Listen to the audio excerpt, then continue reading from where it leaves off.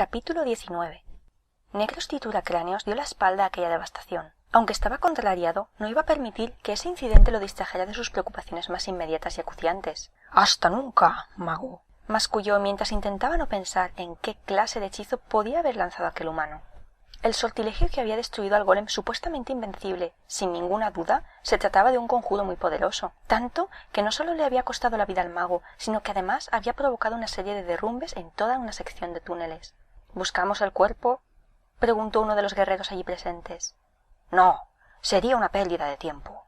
En ese instante, Necros aferró con fuerza la bolsa que llevaba el alma de demonio, al tiempo que soñaba con la culminación exitosa de su desesperado plan, y agregó: «Nos vamos ya de Grimbatol». Los demás orcos lo siguieron.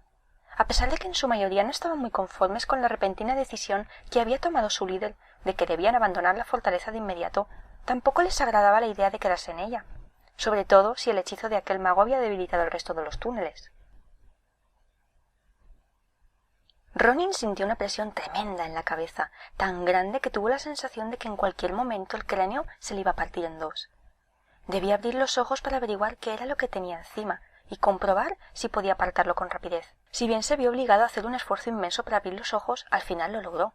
Pese a que en un principio veía bastante borroso, alzó la vista y se quedó boquiabierto. Una avalancha de rocas, una tonelada o incluso más, flotaba a unos 30 centímetros de su cabeza. Gracias al tenue fulgor que podía apreciar a su alrededor, dedujo cuál era la razón por la que no había acabado reducido a picadillo. El escudo que había conjurado antes lo había protegido del derrumbe. Entonces se percató de que la terrible presión que sentía en la cabeza era una secuela del esfuerzo titánico que estaba realizando una parte de su mente para mantener el hechizo. Así era como había logrado salvarse. Sin embargo, el dolor iba en aumento, lo cual le indicaba que cada segundo que pasaba, el hechizo se debilitaba. Cambió ligeramente de postura, en un intento de estar más cómodo y para comprobar si así notaba menos presión. De repente sintió algo en la parte de atrás de la cabeza. Ronin dio por sentado que se trataba de una roca suelta, y trató de apartarla con cuidado. Sin embargo, en cuanto la tocó, percibió que irradiaba magia, lo cual despertó su curiosidad, y lo llevó a olvidarse momentáneamente de que sobre él pendían, cual espada de Damocles, la espantosa posibilidad de morir aplastado en cualquier momento. A continuación, cogió su objeto para poder verlo de cerca. Se trataba de una gema negra. Seguramente era la misma piedra que había estado incrustada en el medallón de la muerte. Ronin frunzó el ceño. La última vez que vio el medallón, éste yacía en el suelo junto a Krill, su poseedor, incinerado. En ese momento no prestó mucha atención a aquella piedra, puesto que estaba más preocupado por el peligro que corría la vida de Beresa y... «¡Beresa!», pensó al instante. El rostro de la elfa ocupó todos sus pensamientos. Ella y el enano se encontraban lejos de él cuando se produjo el derrumbamiento, protegidos por el primer escudo que había conjurado, pero volvió a moverse con el fin de observar el entorno. Esta vez, la presión que sentía en la cabeza se multiplicó y las piedras que pendían sobre su cabeza cayeron unos centímetros. Al mismo tiempo, escuchó a alguien de voz grave soltar una maldición. «¿Falstad?», preguntó Ronin entrecortadamente. «Sí», respondió el enano a lo lejos. «Sabía que estabas vivo porque no hemos acabado aplastados, mago, pero empezaba a pensar que no recuperarías la consciencia. Ya era hora». «¿O sabéis? ¿Beresa sigue viva?» «No sé qué decirte. La luz que emite ese conjuro tuyo no me deja ver mucho. Además, está demasiado lejos de mí para comprobarlo.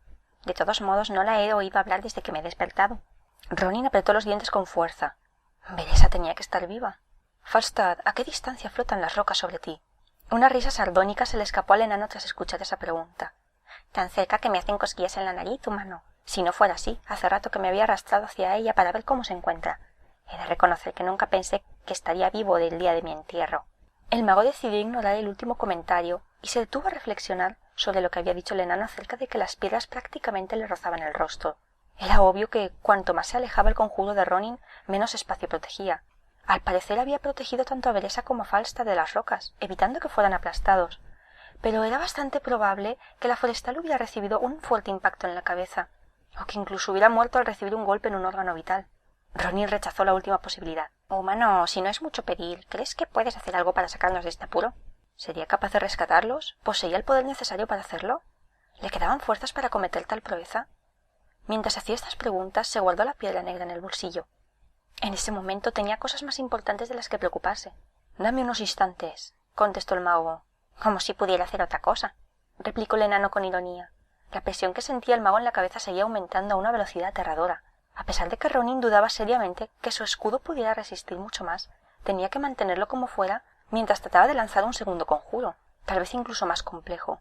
No solo debía sacarlos de los escombros bajo los cuales corrían grave peligro de morir, sino también debía enviarlos a un lugar donde estuvieran a salvo.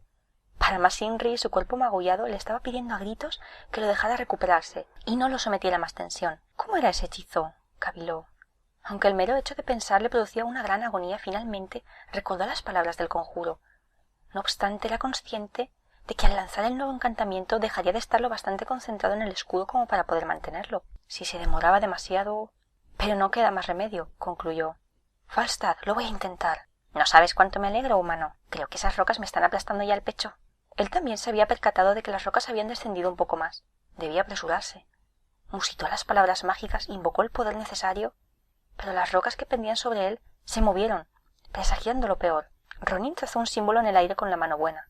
El escudo se estaba desmoronando. Súbitamente toneladas de piedra cayeron encima de los tres. Y de improviso el mago se encontró tumbado boca arriba, contemplando un cielo cubierto de nubes. «¡Por el martillo de dagas!», exclamó Falstad, quien se hallaba a su lado. «¿Por qué te has esperado hasta el último segundo?». A pesar del dolor que invadía su cuerpo, Ronin se incorporó y logró sentarse. El azote del viento gélido lo ayudó a abandonar las brumas de la confusión y la desorientación. Entonces miró en dirección al enano. Falstad también se incorporó. La mirada del jinete de grifos reflejaba una furia que por una vez no tenía nada que ver con el frenesí de la batalla. Estaba lívido. El hechicero nunca hubiera imaginado que un día vería a aquel fornido guerrero con tal cara de susto. «Juro que nunca más volveré a meterme en un túnel. A partir de ahora solo quiero tener el cielo como techo por el martillo de dagas». El mago quizá hubiera replicado al enano, si no fuera porque escucharon un gemido a lo lejos que llamó su atención. Al instante se puso de pie tambaleante y se acercó trastabillando a Beresa, que estaba tumbada boca abajo. Al principio Ronin se preguntó si se lo había imaginado, pues nada indicaba que la forestal estuviera viva. Pero volvió a gemir en ese momento. «Está viva Falstad». «Tiene que estarlo porque ha gemido». «Claro que sí, aunque deberíamos comprobar su estado lo antes posible». «Aguanta, Beresa, aguanta». Ronin le dio la vuelta a la elfa con sumo cuidado para poder examinarle la cara, la cabeza y el cuerpo. Tenía magulladuras en varios sitios y un brazo manchado de sangre, pero por lo demás parecía estar tan bien como sus compañeros. Mientras el mago le sostenía con delicadeza la cabeza para estudiar un cardenal que le había visto en la coronilla, Beresa abrió los ojos y parpadeó confusa. «¿Ro? Sí, soy yo, tranquila. Creo que has recibido un golpe muy fuerte en la cabeza». Lo recuerdo», replicó la forestal, cerrando los ojos por un momento. De repente se incorporó con los ojos desorbitados y la boca abierta en un grito mudo de horror. ¡El techo! ¡El techo se nos va a caer encima! «No», exclamó el mago mientras la abrazaba con fuerza. «No, Beresa, estamos a salvo.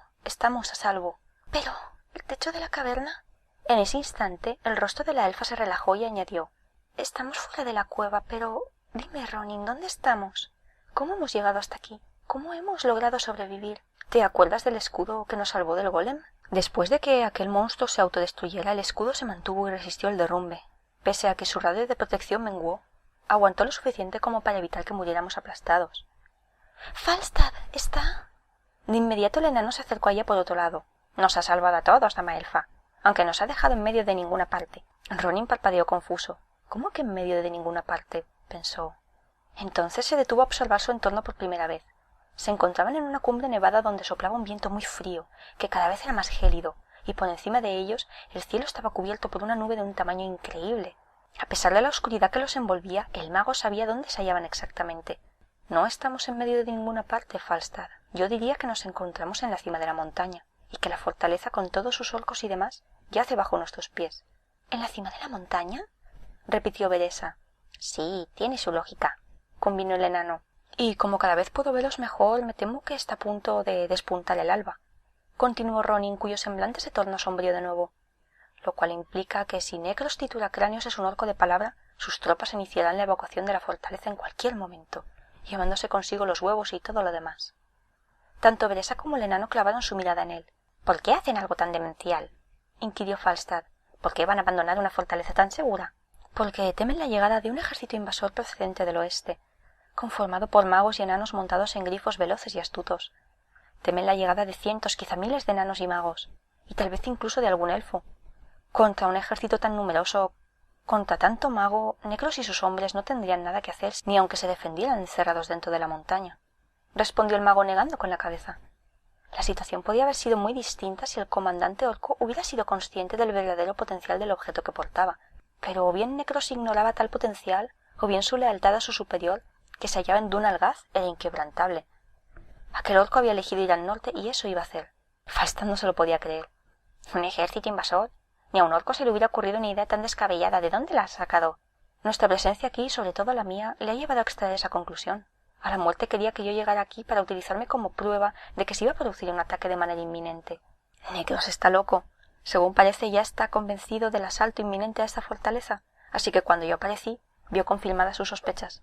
Entonces Ronin se miró el dedo roto, que se le había entumecido. Tendría que curárselo en cuanto pudiera, pero en ese momento había cosas mucho más importantes en juego. «¿Pero por qué esa bestia negra quiere que los orcos abandonen Green Battle?», preguntó la forestal. «¿Qué gana con ello?» «Creo que sé por qué», contestó Ronin. Acto seguido se puso de pie, se acercó al borde de la cima y, armándose de valor, miró hacia abajo, mientras procuraba que el viento no lo hiciera caer. Aunque seguía sin ver nada, le pareció escuchar un ruido. Tal vez se trataba de una columna de tropas y unos carromatos que estaban abandonando la fortaleza. A continuación decidió proseguir su explicación. «Sospecho que no tiene intención de rescatar a la reina de los dragones, como intentó hacernos creer, sino de asesinarla. Como no podía hacerlo sin correr grandes riesgos mientras la dragona permaneciera cautiva en las entrañas de Green Battle, concibió este plan para obligar a los orcos a sacarla de la fortaleza. De este modo, en cuanto se encuentren en campo abierto, podrá descender en picado sobre ella y matarla de un golpe». «¿Estás seguro?», preguntó la elfa, quien se unió a él en el borde de la cumbre. «Sí, ese tiene que ser su plan». Entonces alzó la mirada al cielo. Ni siquiera la nube que cubría todo el firmamento podía ocultar la realidad.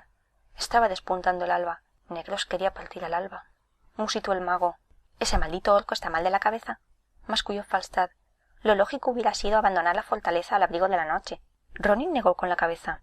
«A la muerte puede ver perfectamente en la oscuridad, quizá mejor que cualquiera de nosotros». Necros comentó en cierto momento del interrogatorio que estaba preparado para cualquier contingencia, incluso para enfrentarse a la muerte. Es más, parecía deseoso de que el ser oscuro hiciera acto de presencia.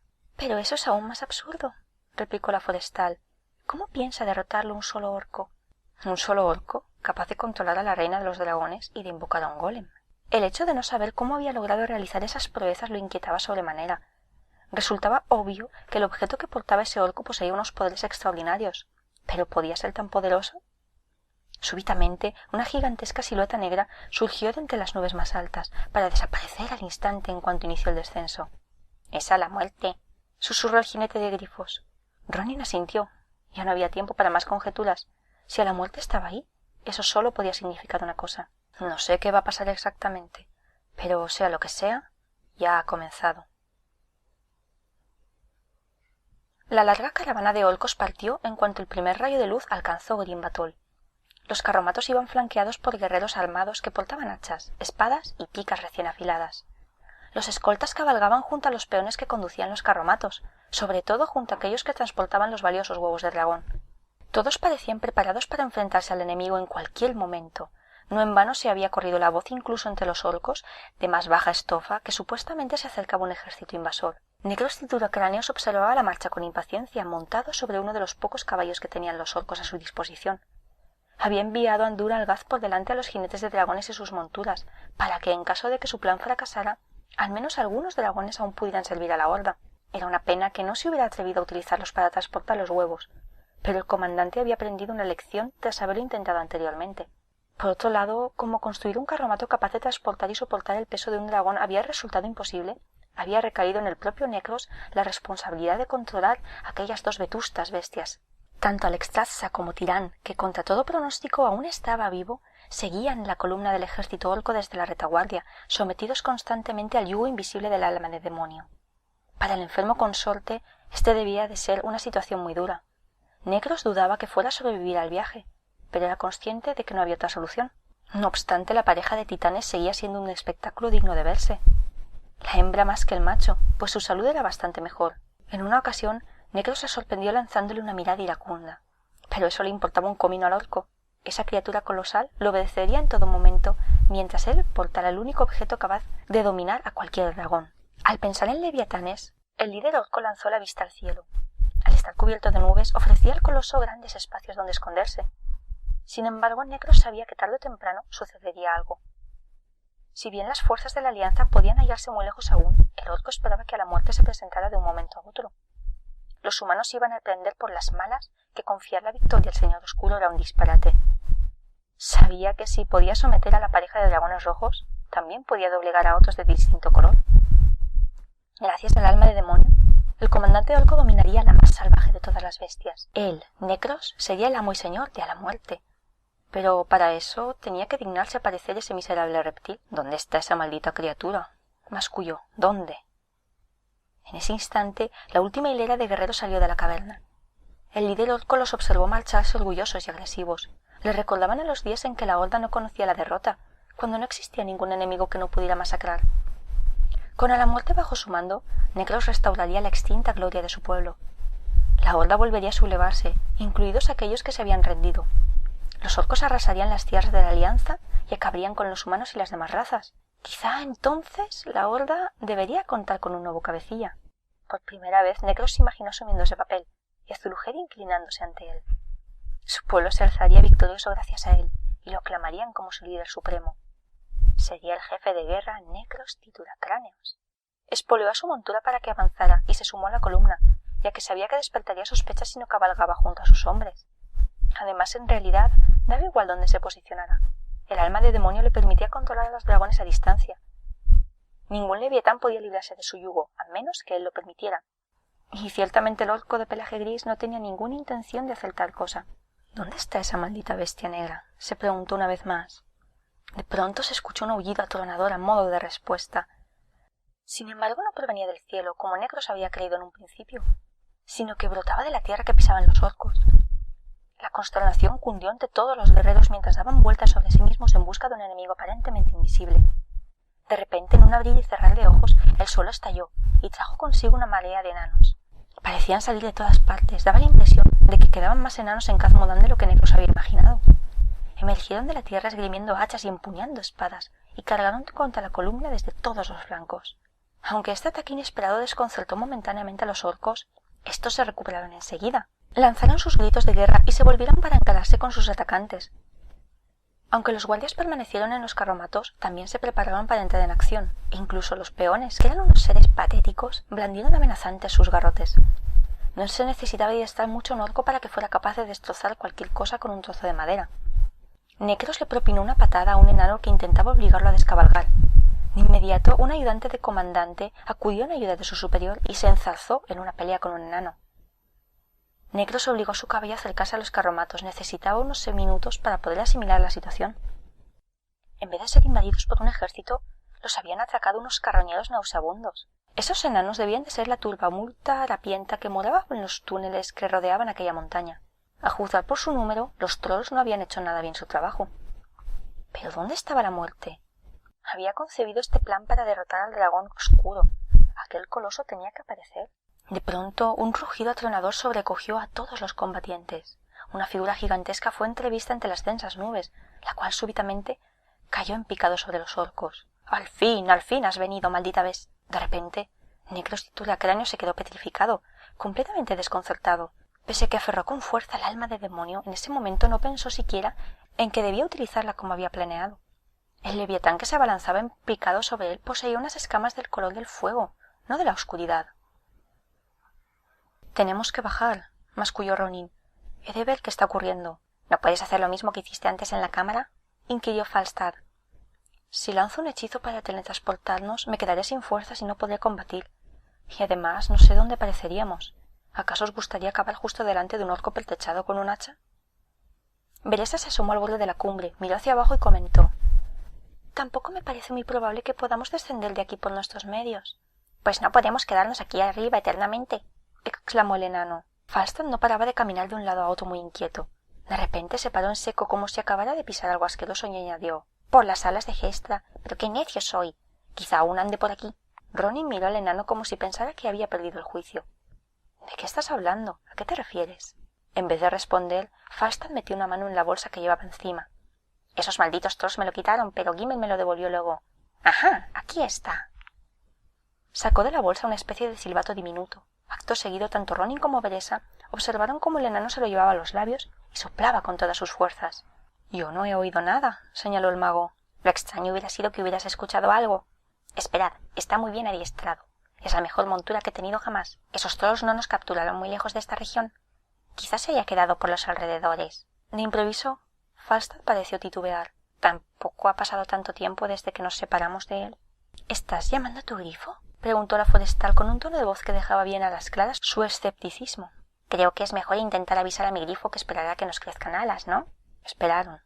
Esperaron tanto tiempo que a Ronin se le antojó una eternidad. Entretanto, fue recuperando fuerzas, a pesar del frío helador que hacía en la cumbre, aunque seguía temiendo que si se aventuraba a trasladar mágicamente a los tres, esto supondría su muerte instantánea. No obstante, daba la impresión de que no tenían otra salida.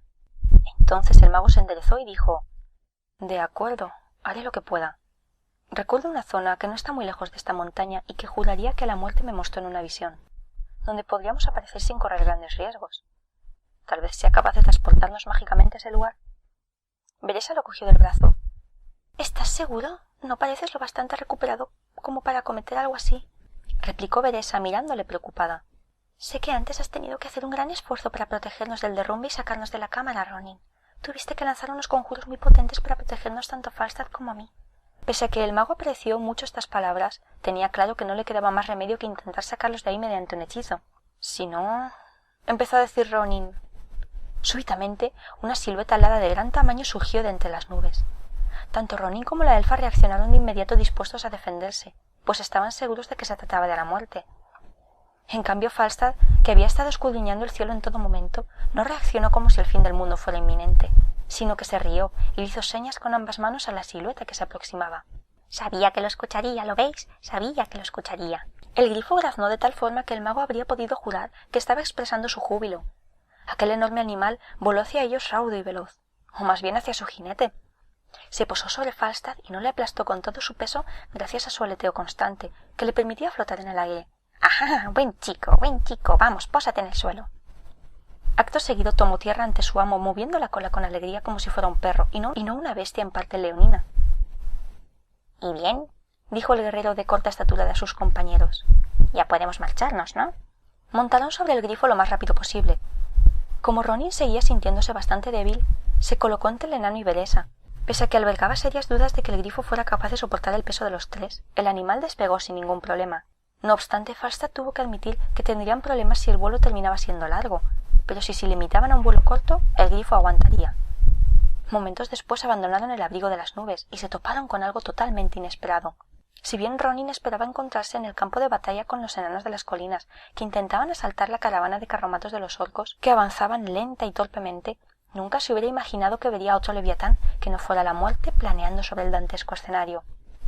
«¡Es un dragón rojo!», exclamó la forestal. «Un macho de edad avanzada, y no es de los criados de la montaña». El mago estaba de acuerdo con Veresa. Los orcos no habían retenido a la reina de los dragones en la fortaleza el tiempo suficiente como para que un coloso como ese alcanzara la madurez. Además, la horda tenía por costumbre matarlos antes de que maduraran demasiado y empezaran a pensar por su cuenta. Los cuidadores orcos solo eran capaces de controlar a los ejemplares jóvenes. «¿De dónde ha salido ese coloso carmesí? ¿Qué hace aquí?», se preguntó Ronin. «¿Dónde quieres que aterricemos?», vociferó Falstaff, quien le recordó así que tenían otras preocupaciones más inmediatas que resolver. Ronin examinó el entorno rápidamente. La batalla parecía consternirse al espacio que ocupaba la columna de orcos y poco más. Divisó a Necros Titulacráneos, quien iba montado a caballo y sostenía en una mano algo que brillaba con intensidad a pesar de que las nubes tapaban la luz del sol. El mago se olvidó de la pregunta de Falstaff mientras intentaba distinguir qué era el objeto. Daba la sensación de que el líder orco apuntaba con él hacia el dragón intruso.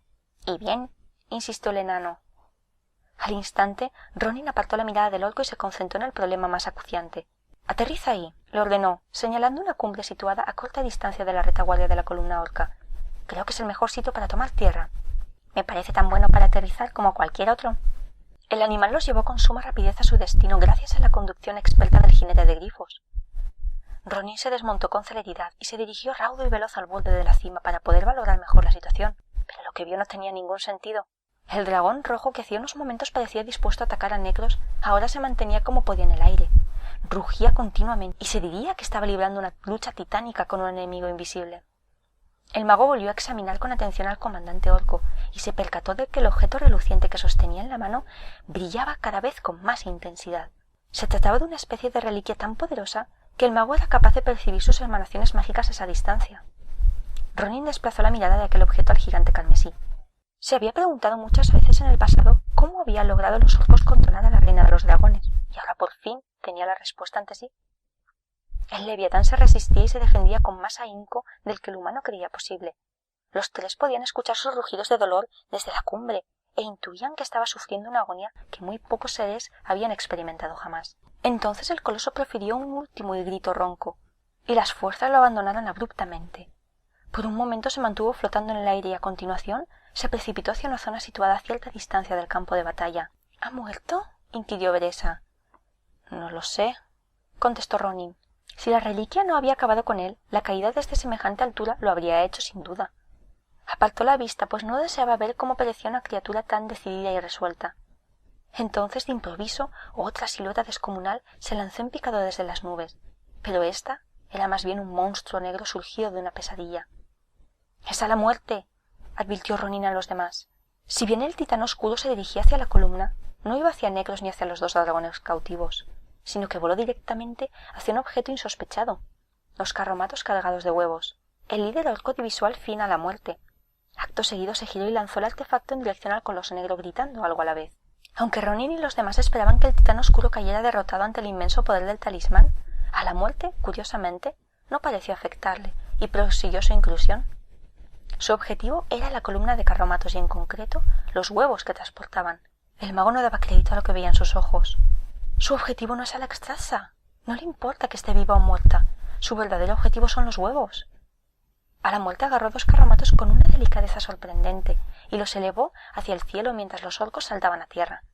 Sin embargo, los animales que tiraban de ellos no tuvieron tanta suerte y solo pudieron chillar al verse en el aire, completamente indefensos. A continuación, la bestia giró en el aire y se alejó de inmediato del campo de batalla. El titán negro quería llevarse esos huevos intactos, pero ¿por qué razón? ¿Para qué le servirían? Entonces Ronin se dio cuenta de que acababa de responder a esa pregunta.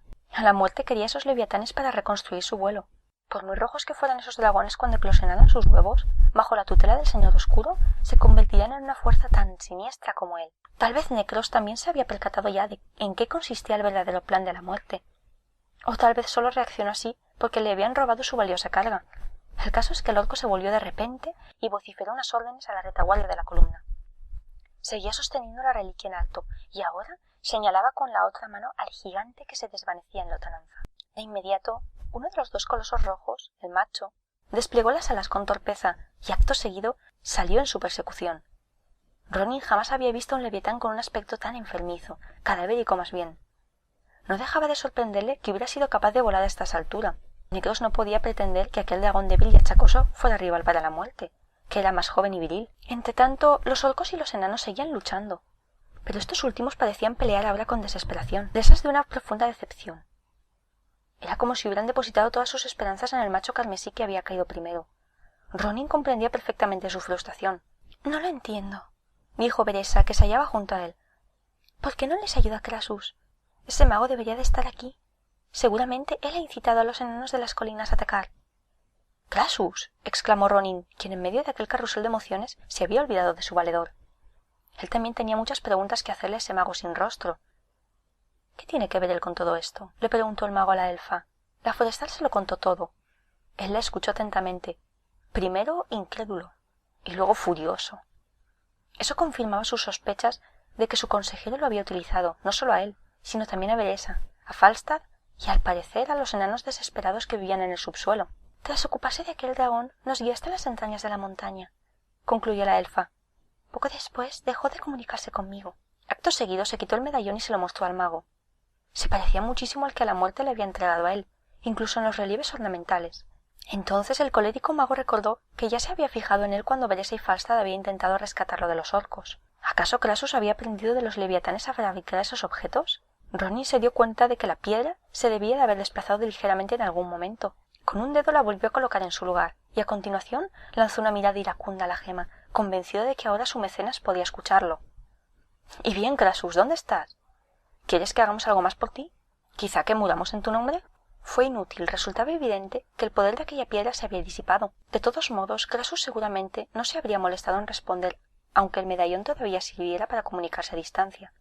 Entonces Ronin alzó la reliquia dispuesta a tirarla al vacío. De improviso escuchó a alguien que hablaba con un tono de voz muy débil entrecortadamente. «Ronin». El furioso mago se detuvo sorprendido al escuchar que alguien lo llamaba. «Ronin, alabado, alabado seas. Quizá aún haya alguna esperanza». Sus compañeros observaron al mago perplejos. Ronin, que estaba meditando qué debía hacer, no dijo nada. Por el tono de voz, Crassus parecía muy enfermo, a las puertas de la muerte. «Crassus, ¿estás? Escucha, no puedo malgastar mis energías. Te veo. Quizá haya alguna esperanza». A pesar de los recelos que le suscitaba Crassus, Ronin le preguntó: «¿Qué quieres? Primero debes venir a mí». El medallón centelleó súbitamente, de tal modo que una luz vermellón cubrió por entero al atónito hechicero. Bella intentó cogerle y gritó: «¡Ronin!». Entonces la mano de la elfa atravesó el brazo del mago, quien observó con horror cómo ella, Falstad y toda la cumbre se desvanecían. Unos segundos después, un paisaje rocoso distinto se materializó a su alrededor. Un lugar desolado que había sido un espectador privilegiado de muchas batallas en el pasado y ahora era testigo de otra más. Crassus lo había transportado mágicamente al este de las montañas, no muy lejos de la zona donde la columna orca luchaba contra los enanos. Ronin no se había percatado en ningún momento de que su mentor estuviera tan cerca. Al instante se giró furioso, gritando a su traicionero valedor: «Crassus, maldito seas, muéstrate». De repente se encontró mirando a los ojos de un gigante caído. Se trataba del mismo coloso rojo que el humano había visto caer del cielo, al vacío unos minutos antes. Yacía en el suelo tumbado de costado, con un ala apuntando al cielo y la cabeza apoyada en el suelo. Mis más sinceras disculpas, Ronin», logró decir con una voz gutural aquella criatura descomunal, haciendo un esfuerzo sobrehumano. Por todo el dolor que os he causado tanto a ti como a los demás».